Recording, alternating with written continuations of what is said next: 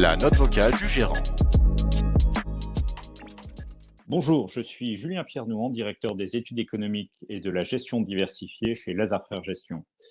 Les marchés ont été très volatiles depuis le début de l'année. Il y a effectivement de nombreuses interrogations qui tournent autour de l'inflation, de la politique monétaire des banques centrales et évidemment les événements en Ukraine des derniers mois qui expliquent cette fébrilité des marchés. Nous vous proposons d'essayer de réfléchir et de fournir quelques éléments de réponse à ces questions.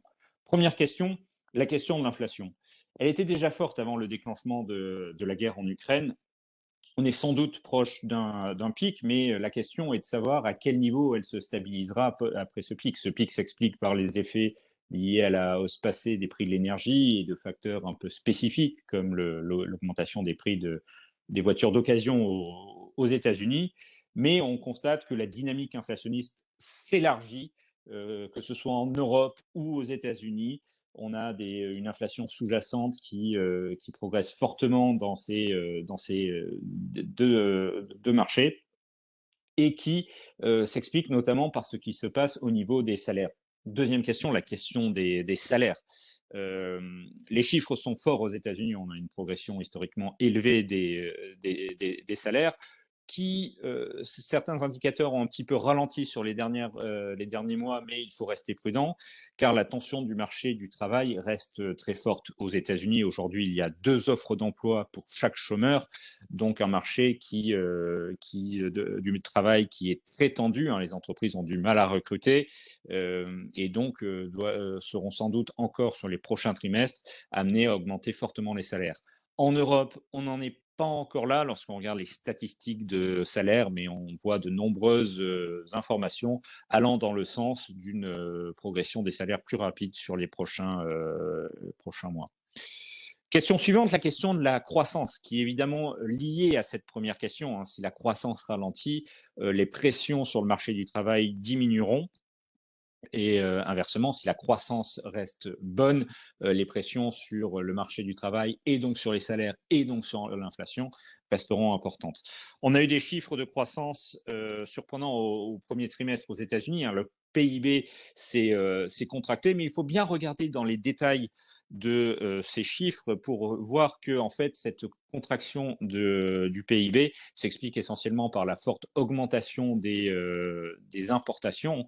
C'est-à-dire que les importations ayant augmenté, cela retranche la croissance de la production domestique aux États-Unis. Et en fait, la demande finale, elle, restait très dynamique.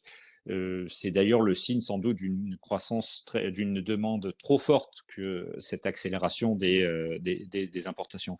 Le reste des facteurs d'activité reste bien orienté. L'investissement se maintient à un bon niveau et les revenus des ménages sont toujours dynamiques et soutiennent la consommation. Dans la zone euro, on a évidemment les conséquences directes de ce conflit entre la Russie et l'Ukraine au niveau des prix de l'énergie. Pour l'instant, les gouvernements ont mis en place un certain nombre de mesures qui permettent d'absorber partiellement cette augmentation. On a aussi les effets de la réouverture liée à la réduction des mesures de restriction pour lutter contre le Covid. Et on a un taux de chômage qui est au plus bas depuis le début des années 80. Qui devrait donc générer une demande des ménages toujours bien orientée. Donc, lorsqu'on regarde les indicateurs d'activité dans la zone euro, ils se maintiennent à un bon niveau. On n'a pas pour l'instant de signe de ralentissement majeur. La variable à surveiller, ça va rester évidemment la question des prix de l'énergie. Si des nouveaux embargos faisaient exploser à la hausse ces prix d'énergie, ça serait de nature à peser davantage sur la croissance dans la zone euro. La Chine pose aussi question.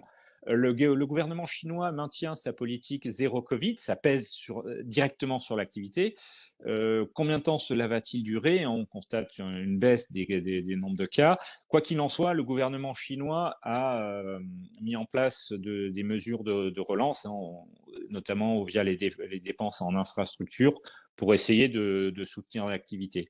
Cette politique zéro Covid, elle a aussi des conséquences sur les tensions dans les appareils productifs, avec des chaînes de production qui sont perturbées par la fermeture d'usines en Chine. Et on reboucle là aussi avec la question de l'inflation.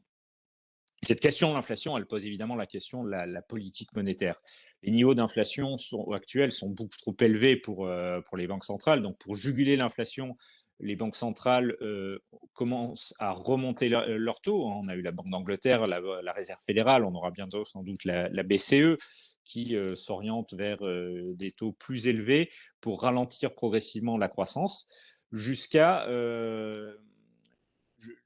jusqu'à obtenir ce qu'elles veulent obtenir, c'est-à-dire ce qu'on appelle un soft landing, c'est-à-dire un atterrissage en douceur de la croissance, réduction des pressions inflationnistes grâce à cet atterrissage en douceur, mais c'est un exercice extrêmement délicat qu'elles ont face à elles et qui pose la question effectivement d'un éventuel risque de récession si jamais les banques centrales sont amenées à aller beaucoup plus haut pour juguler cette inflation.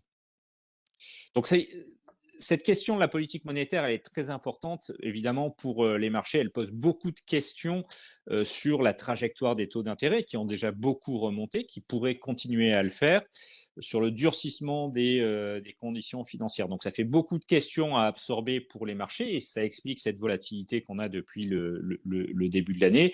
Lorsqu'on regarde les marchés actions, on a des marchés qui ont baissé malgré une croissance des résultats qui pour l'instant restait plutôt bonne. Mais là aussi, on a des questions devant nous. Est-ce que la croissance va rester solide? Comment vont évoluer les marges des entreprises face à ces augmentations de coûts? Et donc, toutes ces questions qui sont là devant nous justifient pour nous un positionnement plus prudent dans les portefeuilles, essayer de se protéger aussi contre les hausses de taux jusqu'à ce que toutes ces questions trouvent leur réponse dans les prochains mois. Je vous remercie pour votre attention.